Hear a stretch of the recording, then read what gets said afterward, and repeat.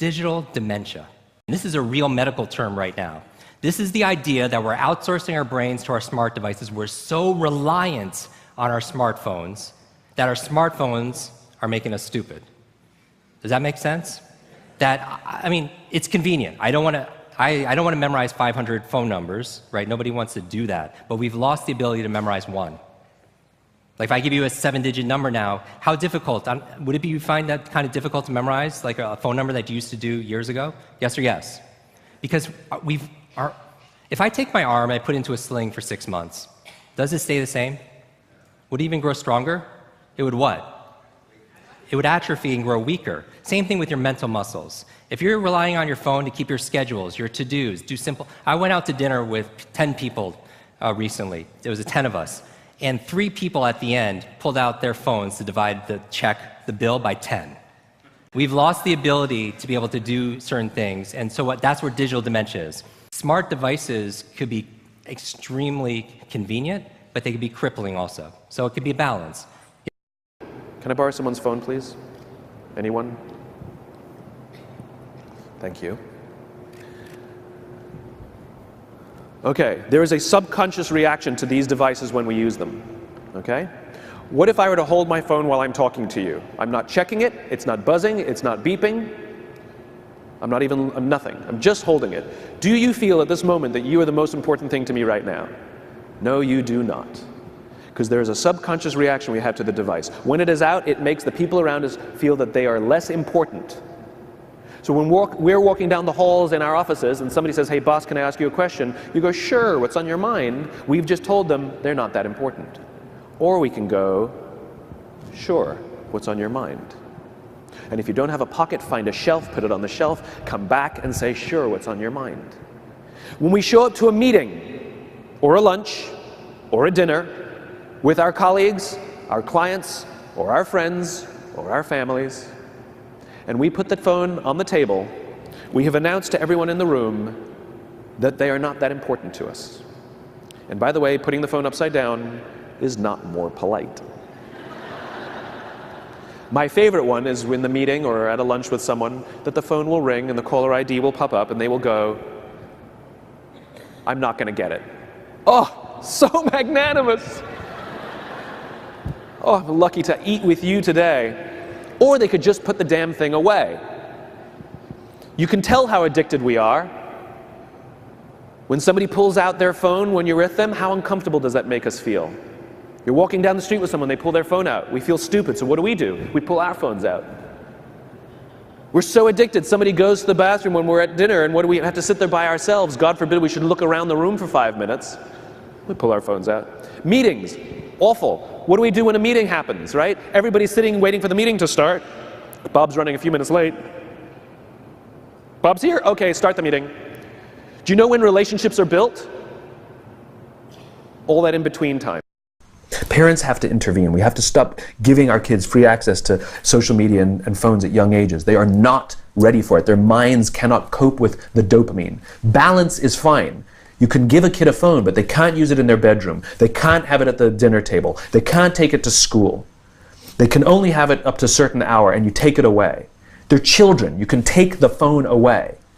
We've got to intervene as parents. But as companies, we now have to deal with the influx of kids that are coming into our companies with addiction. Watch, I see it all the time. Walk through any office. You'll see the older employees have their phones on the sides of their computers as they're working. You'll see the youngest employees have their phones face up in front of their keyboards between their arms as they're working. And this is how they work.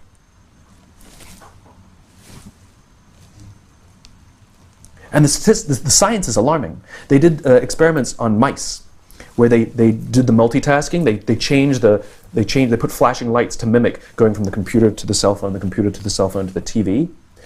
The mice that were exposed to the changing lights, it took them 3 times longer to solve a maze than the mice that weren't, and the damage was permanent. It didn't improve when they stopped the lights. So other than the 5-second rule, there is one habit that I have adopted in the last 3 years that has fundamentally changed me as a business person. And it has also changed my ability to manage my emotions so I don't get hijacked. I do not allow my phone in the bedroom. I know the research. Deloitte just did a study based on phone use alone, and 33% of people are reading emails in the middle of the night. I know that if you go to bed and the phone is right next to you, right? So you go to bed because you need your phone. You know, somebody might need you, and you sleep. You know, if this is right here and it's not closed and the blue light is on, they've done studies where they have people at a table and the researcher will put their phone on the table, not even my phone, the researcher's phone, and the brain lights up like crazy, just with the presence of a phone. The research around the phone and sleep is so stunning that if you were to adopt one radical thing today other than the 5-second rule, try putting your phone outside your bedroom, turn off the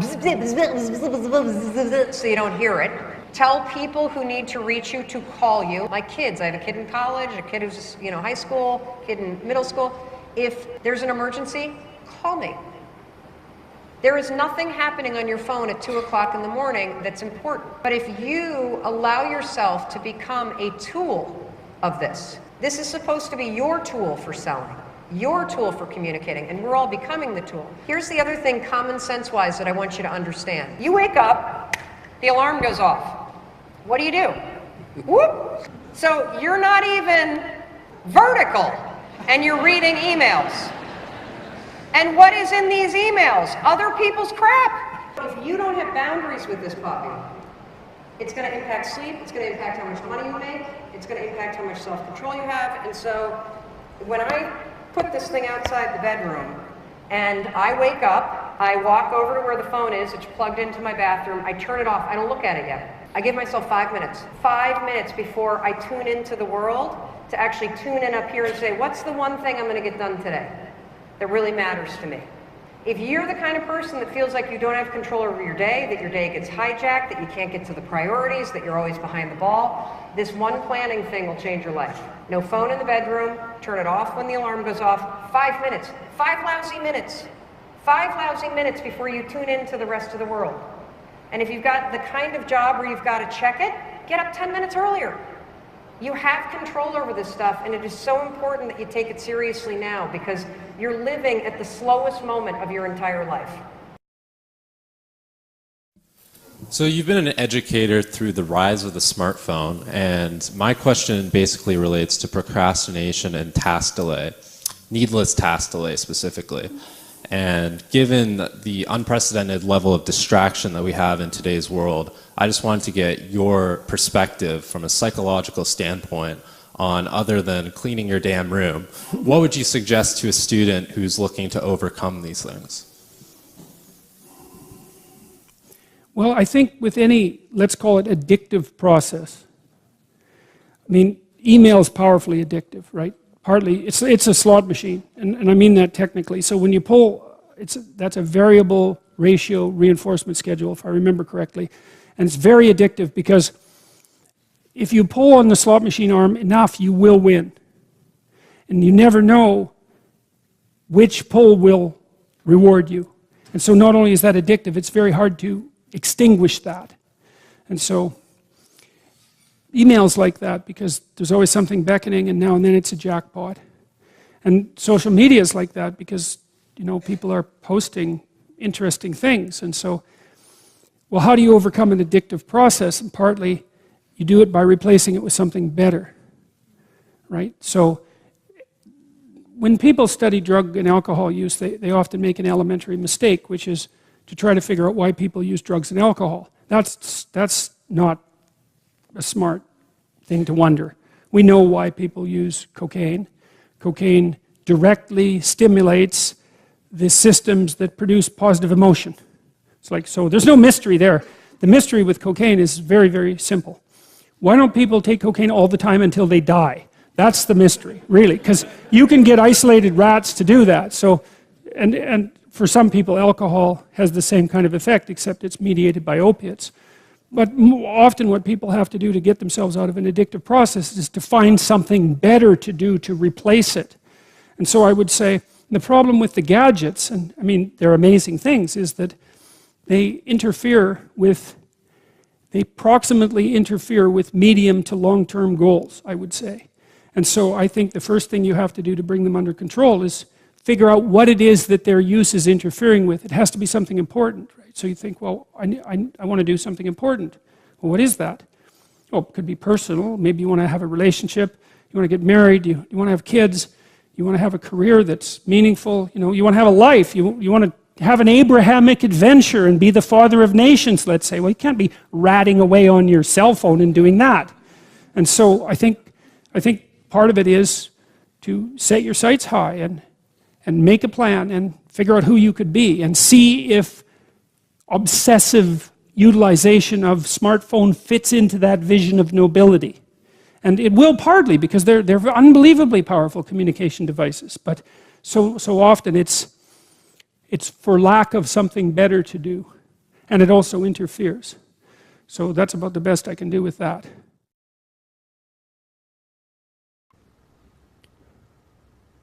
Let me talk about cell phones for 5 minutes. Okay, so almost every alcoholic, so I get to talk to a lot of Gen Y kids, high school and older, but it's now the younger generation is going to be affected by this and then some. They are suffering, they are starting with a deficiency that is the responsibility, that we have to share responsibility in helping them overcome. Let me explain. Almost every alcoholic on the planet discovered alcohol when they were teenagers. Because when we're very young, the only thing we need from the only approval we need is from our parents. That's it. A little kid looks to their parents, the parents are happy, they're happy. And then when we go through adolescence, we start to need the approval of our peers. As frustrating as this is for parents, it's actually very important for us because it allows us to acculturate outside of our immediate families, right? It's a very stressful time, adolescence, and what we're supposed to learn is to rely on our friends during this time of stress and anxiety. Some people accidentally discover alcohol and the numbing effects of dopamine, because that's what dopamine does. And unfortunately, they accidentally make a hardwired connection that when they suffer stress, you don't go to a friend, you go to the bottle. And that then plays out for the rest of their lives. All alcoholics, 100%, drink for a finite number of reasons. Social stress, financial stress, career stress. That's pretty much it, right? It's a coping mechanism. So we know that you get a dopamine release, which is the same chemical that makes you feel good when you drink. We know that you get a dopamine release when your phone goes buzz or beep or flash or, bing. We know that you get that when you get social media alerts as well. And so what's starting to happen is these kids, as they're going through adolescence, nobody has recognized that the device is actually addictive. And so what we're actually doing is creating an entire generation of mini little addicts that are getting hardwired to believe that their sense of self-worth and their sense of coping comes from the device and not from another human being. That's why they suffer real stress when they lose followers. And they get real joy when they gain followers. Like the number of responses they get or likes that they get are real, those stresses. When they suffer, when they're feeling a little bit down, we do the same thing. When you're feeling a little down, you send out 10 texts hoping to get one back. And what's happening is because the device is so, can I borrow someone's phone? Thank you. Here's what happens. The kids are walking around with them all the time. I now see girls walking around like this. Like they're not even holding them down here, it's like this. And I see boys walking around like this. This is just how they walk. It's here. It's not here. And they put it on the table in front of them. And here, let me show you what I mean. There's a subconscious effect on the people around us when we have our phones, and we're all guilty of this. What if I'm holding my phone? It's not tweeting, it's not buzzing, it's not beeping, and I'm not checking it. I'm simply holding my phone. Do you feel that you're the most important thing to me right now? No, you do not. And this is an artificial environment, simply by holding the phone. Which means when we show up to a meeting and we put our phones on the table, it says to the rest of the people in the room, you're not the most important thing to me right now. And by the way, putting your phone upside down is not more polite. When we show up for dinner with our families, when we have to have a conversation with one of our students, when we have to have a conversation with a parent, and we put a phone on the table, it says, this is not the most important thing to me right now. You felt it. And so the most important thing to do is to get rid of the device when you're engaging with another human being. So when somebody says, can I ask you a question? And you go, what's on your mind? Because what it says is, You have my attention. Remember that those chemicals, when somebody says, when we feel that somebody actually cares about us. And if you don't have a pocket, you go to a shelf nearby, you put it down, you say, what's on your mind? When someone comes into your office, you put the phone in the desk, you turn off the monitor, you shut the laptop, you say, what's on your mind? Right? So what's happening is kids now, they go for dinner with each other, hang out with each other, the lunch table with each other, and the phones are out constantly. And not only they're just on the table, they're actually engaging with people instead of engaging with the people that they're with. And they're not actually learning, thank you, they're not actually learning how to make friends. They're not actually learning how to talk to people. So I've talked to many kids about this, that let's say they're using Google Maps to get somewhere, and their phone dies. They will spend more time looking for a charger than simply asking somebody where to go, because they're afraid to talk to people. And for slightly older ones, dating is the same. You know, you swipe right, and that's it, you can get a date, right? Like dating has been made so easy, it's instant gratification, and this is part of the problem. They're growing up in a world of instant gratification, where if you want to buy something, you go on Amazon, it shows up the next day. You want to watch a movie, you just log on and watch it. You don't check movie times. You want to watch TV, you don't wait week to week to week. You just binge watch over a weekend. If you want to get a date, you just log on and you can get a date, like no problem. And so what's starting to happen is they're accused of being entitled. I don't think they have a sense of entitlement. I think they're wonderful, smart, hardworking kids. I think what they have is a systemic impatience. And the problem is they think that satisfaction in life, fulfillment, or even love and friendship happen just as immediately, and they don't. It takes time, and it takes unbelievable hard work. And the problem is they're not learning the skills to make friends. They're not learning the skills to fall in love. They're not learning the skills to talk to people. They're not learning the skills to find fulfillment, because it's slow and it's boring and it's human. And we're starting to see the results. We're starting to see suicides are on the rise. Nobody kills themselves because they're hungry. They kill themselves because they're lonely. We're starting to see school shootings on the rise. In the 1960s, there was 1. In the 1980s, there were 27. In the 1990s, there were 58. In the past decade, we've had over 120. 70% were perpetrated by kids born after the year 1980. Most of them were about 15 years old. And though we have no good science on it, we know anecdotally that they spent a disproportionate amount of their social lives, online. Human relationships is what makes people happy. This is why solitary confinement is considered torture in many places. And what we're doing is basically solitary confinement. We've taken the kids away from each other, and they're engaging with their phones more than anything. I, for one, do not believe there should be a phone in a school. There should definitely not be a phone in a classroom, and I don't know why you need the internet in a classroom either. Whatever they're using, they can use. I do not understand, because and the reason I'm draconian about it is the same reason we take the alcohol out of the alcoholic's home, because you can't trust the willpower. It's too powerful. It is addiction. It is addiction. We aren't even good at putting our phones away. And so now you're going to ask a 12-year-old, a 10-year-old, and a 9-year-old to do it? We're out of our minds. The only way to do it is to take the phone away, to ban them in a classroom and ban them in a school. They will hate it at the beginning, and then watch what happens. I'll give you some personal experiences. So when I go in to do workshops with people, I'll sit with a room full of executives, and the first thing I do is I take a bucket or a bowl, and I walk around the room, and I make them throw their phones in the bucket or the bowl. I get very dirty looks, and they are not happy. These are some senior executives that go like this, right? And I take all the phones away, and I put them on the side, and then we start the workshop. Here's what happens. Within a few minutes, everybody relaxes. People talk to each other, and the most important thing is the breaks. Because usually what happens in a break, and I watch it happen here too, as soon as we stand up, we go like this. You're all nice and respectful when I'm on the stage, but as soon as we stop, everybody's checking in, right? Now, as an aside, there's no quicker way to undermine the trust in your people than to feel the need that you have to check in every hour, as opposed to saying, hey guys, I'm going to be out for a day, you got this, I trust you, right? Make it green, check with Steve, you know? But that's what we do, we respond to everything. But worse, we're not engaging with each other. The value of these events is each other. And so when I take these phones away from these executives, in the breaks, they sit and they talk to each other. Nobody goes to get their phone. I made no rule that said they can't. I just put them away and put them on the side. They actually talk to each other. The quality of the workshop is always fantastic, and the best part is when they walk out, they actually are talking to each other on their way out. In other words, camaraderie. Simply by forcing the phone to be taken away, it's a mechanism to get the behavior that we want. David Marquet's work talks about this. You don't try to change people's thinking to get the behavior. You change the behavior to change their thinking. And so sometimes you have to force it. There should never, ever, ever be a cell phone in a conference room. I don't care if you're with each other or with your parents, whatever, or you're meeting with your students. Theirs or yours. There should never be a cell phone out in any kind of conference room ever, because the quality of the meetings goes up. And I promise you, even though people will grumble, and even though they'll hate it, and even though parents will say, what about an emergency? Here's what you do in an emergency.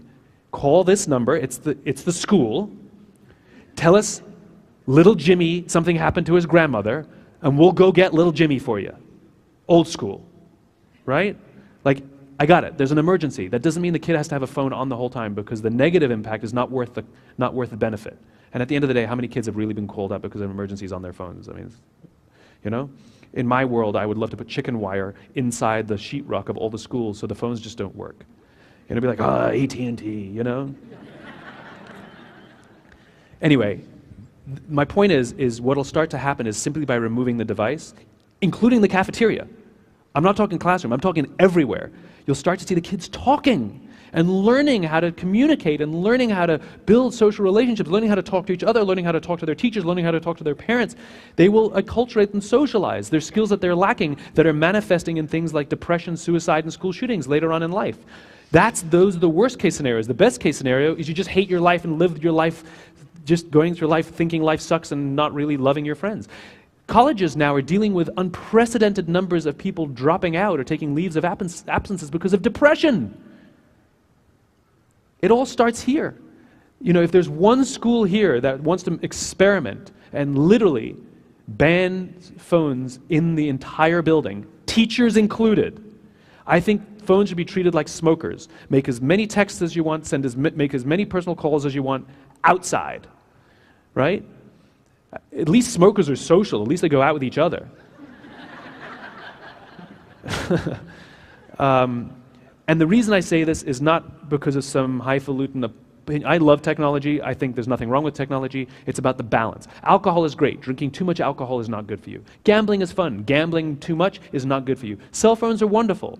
Out of balance, they're absolutely addictive and destructive to the relationships of human beings. And I bet one school could demonstrate not only grades will improve, relationships will improve, bullying will improve, all of that sort of is mitigated simply because the kids are learning to talk to each other. So I wanted to bring it up because it's a very real problem with adults as well as the teachers. Because remember, leadership starts at the top, which means if we can't tell the kids not to use their phones if we use ours. Teachers can't use them either. There can be a place to use them, teacher's lounge maybe, you know, after school, but not in the classroom. It matters. I've been doing it myself. I go out with my friends now, and I go out for dinner and I hand my phone to my friend. Whoever I'm with, I'll give them my phone. I have no access to it now. And I relax and I enjoy my dinner with my friend. Or I make everybody turn their phone one to the left. We all give our phones away. It's the funniest thing. Somebody goes to the bathroom. What's the first thing we do? We pull our phone out. And, you know, God forbid we should just enjoy the surroundings for 4 minutes. You know? Or if somebody else brings their phone out, we have to, because we feel uncomfortable just sort of like standing there, so we bring our phone out too. It's what happens. It's what happens. It has a ripple effect. Anyway, I've beaten that horse a lot.